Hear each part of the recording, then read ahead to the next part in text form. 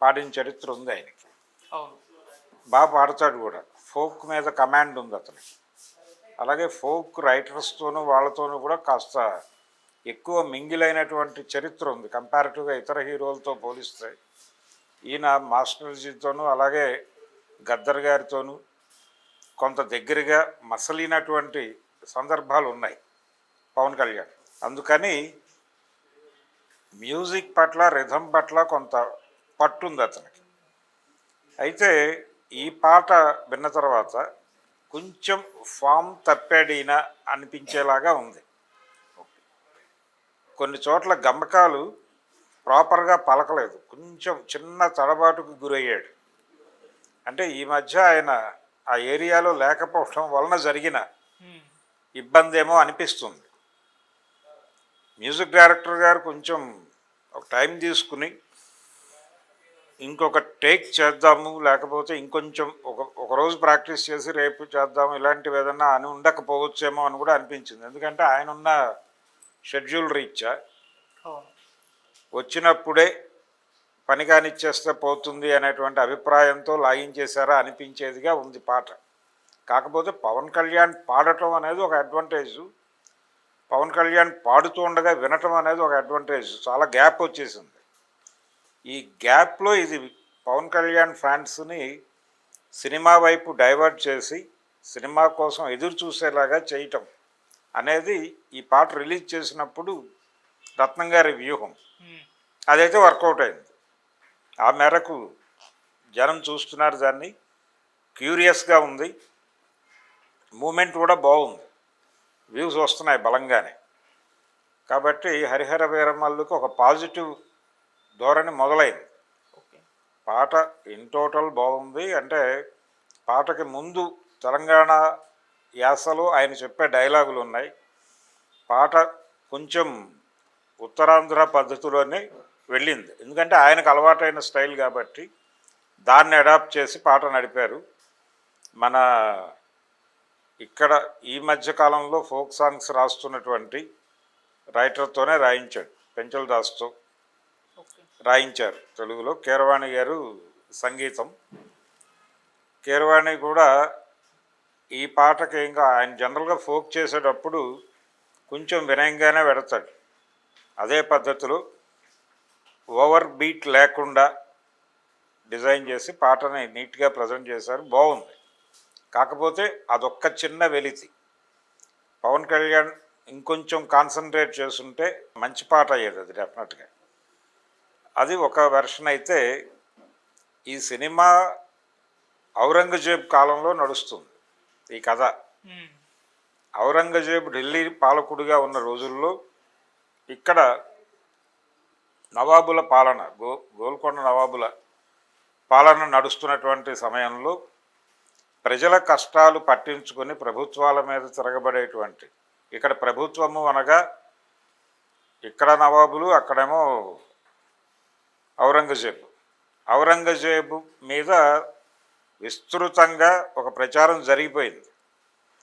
ఏమని జరిగింది, ఆయన చాలా దుర్మార్గమైన పాలకుడు అని ఎస్టాబ్లిష్ చేస్తూ శివాజీ క్యారెక్టర్ని హైక్ చేయటం కోసం ఔరంగజేబు క్యారెక్టర్ని ఎంత దిగజార్చాలో అంత దిగజార్చినటువంటి చరిత్ర అందరి బుర్రల్లోకి విపరీతంగా ఎక్కేసి ఔరంగజేబ్ అంటే విలన్ అనే వాతావరణం తీసుకొచ్చేసినటువంటి నేపథ్యంలో ఔరంగజేబ్ కాలంలో ఔరంగజేబ్ మీద తిరగబడ్డటువంటి ఒక యోధుడు అనేసరికి దీని ఇంపాక్ట్ ప్రస్తుతం ఆడియన్స్ అంటే ప్రేక్షకులు, ప్రజలు అందరి మనసుల్లో స్థిర నివాసం ఏర్పరచుకున్నటువంటి ఒక అంటే ఔరంగజేబుకి వ్యతిరేకంగా ఉన్న భావాలకి ఔరంగజేబుని వ్యతిరేకించి ఔరంగజేబుని తాట తీసినటువంటి హీరోగా గనక పవన్ కళ్యాణ్ని చూస్తే వీళ్ళ హృదయాలు పులకించి అది వసూళ్లుగా కన్వర్ట్ అయ్యి ఈ సినిమా బాక్సాఫీస్ దగ్గర కొత్త రికార్డులు క్రియేట్ చేస్తుంది అనే ఒక బిలీఫ్తో డిజైన్ చేసినటువంటి కథ ఇది. నిజానికి ఔరంగజేబు నిజంగానే అంత దుర్మార్గుడా అంటే ఔరంగజేబు చివరి రోజుల్లో నెమ్మదిగా ఆయన అధికారం దెబ్బతింటం మొదలైంది. ఇతర దేశాల నుంచి ఇతర దేశాల వర్తకులు భారతదేశం మీద కాన్సన్ట్రేట్ చేసి చొచ్చుకుని వచ్చే ప్రయత్నం సీరియస్గా కాన్షియస్గా జరిగింది ఔరంగజేబు చివరి రోజుల్లోనే. అది ఫ్రెంచ్ వారు కావచ్చు, మరొకళ్ళు కావచ్చు, ఇంగ్లీష్ వారు కావచ్చు, ఫైనల్గా ఇలా పోర్చుగీస్ వాళ్ళు వచ్చారు ఇక్కడికి. వీళ్ళందరూ వస్తున్నటువంటి ఎరా అది ప్రారంభం. అందుకని ఆయన ఔరంగజేబ్ సహాయం కోసం వాళ్ళ గురువు వచ్చాడు ఒకసారి. ఔరంగజేబుకి ఉర్దూ వ్యాకరణం అవి నేర్పాడు ఆయన. ఆయన వచ్చి శిష్యుడిని కలవటం కోసం లోపలికి లెటర్ పంపించారు. ఆయన రియాక్ట్ కాలేదు. ఫైనల్గా ఎదురు చూసి వెళ్ళిపోయాడు.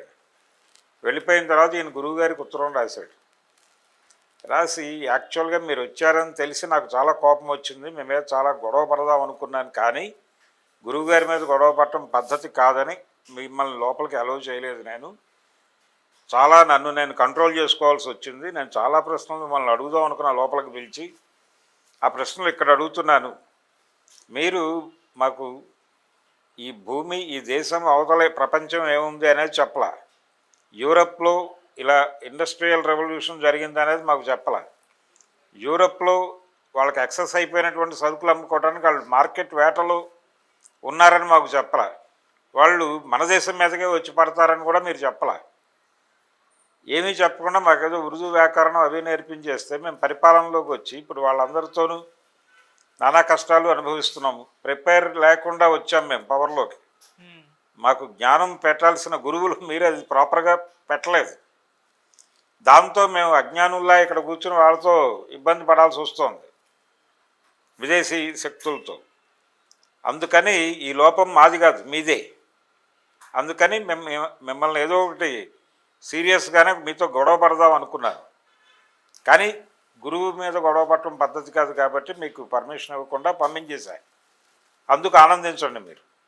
నేను లోపలికి పిలిచి స్ట్రైట్గా మాట్లాడితే పరిస్థితి చాలా దారుణంగా ఉండేది అని ఒక ఉత్తరం రాశాడు. చాలా పాపులర్. చాలామంది చాలా సందర్భాల్లో ఔరంగజేబు గురువుకు రాసిన ఉత్తరాన్ని కోట్ చేస్తారు. అంత విషయం ఉన్నవాడు ఆయన. ఔరంగజేబు చాలా దుర్మార్గుడు అనే ఒక యాంగిలే పోర్ట్రేట్ అయింది, కానీ ఆయన సాహిత్య ప్రియుడు, సంగీత ప్రియుడు. ఆయనకి భారతీయ కళల పట్ల చాలా సాఫ్ట్ కార్నర్ ఉంది. ఒకటి ఇక్కడ గుర్తుపెట్టుకోవాల్సింది ఏంటంటే, 1000 సంవత్సరాల పైన ఇస్లాం రూల్ నడిచినప్పటికీ ఈ దేశం ప్రజలు హిందువులుగానే ఉన్నారు తప్ప ముస్లింలుగా మారలేదు. మారిన చోట్ల కూడా మళ్ళీ వెనక్కి వచ్చేసారు హిందూ మతంలోకి. రావటం అనేది కూడా అలాగే జరిగింది. ఎలా జరిగిందంటే,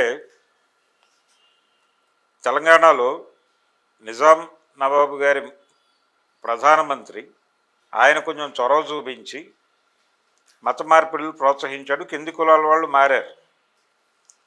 మారిన తర్వాత దొరలు వాళ్ళని పనుల్లోకి పిలవడం మానేశారు, హిందూ దొరలు.